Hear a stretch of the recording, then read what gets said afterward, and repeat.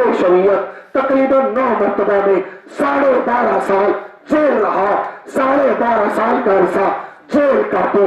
इनमें से बेशतर अरसा अंग्रेज इस्तिबदाद के खिलाफ अल्लाह के इस नेक बंदे ने जेल काटी है। वो अमीर शरीयत जिसकी जुबान में सोच था, वो अमीर शरीयत जिसकी जुबान में तासीर थी, वो अमीर शरीयत जो कुरान का आशिक था, जो एक एक तकरीर में 2-2 पारे कुरान तिलावत कर देता था।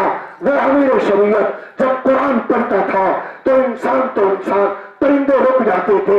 मैंने एक किताब में पढ़ा, अमीर शरीयत पहाड़ की चोटी पर बैठकर सुबह नाश्ते के वक्त तन्हाई में, खामोशी में जंगल के परिंदों को, हशरात अर्ज को, पहाड़ों को कुरान सुना रहे थे और कुरान की तिलावत फरमा रहे थे।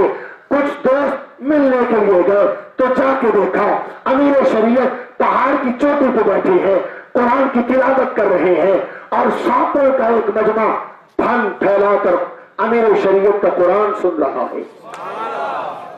अमीर शरीयत का कुरान सुन रहा है। पौना घंटा अमीर शरीयत ने फिर भी कुरान पढ़ा और पौना घंटा कुरान पढ़ने के बाद अमीर शरीयत ने वज्र में आके फरमाया कि अताउल्लाह कुरान पढ़ के पहाड़ों को रेजा रेजा कर सकता है। हाय ये सैयद है, नबीजादा है, हसन हुसैन की औलाद है, अल्लाह के नबी की निस्बत है और मेरा नबी नबियों का सरदार है।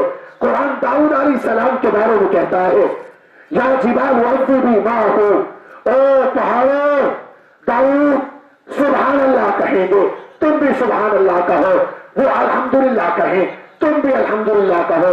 वो अल्लाहु अकबर कहें, तुम भी अल्लाहु अकबर कहो।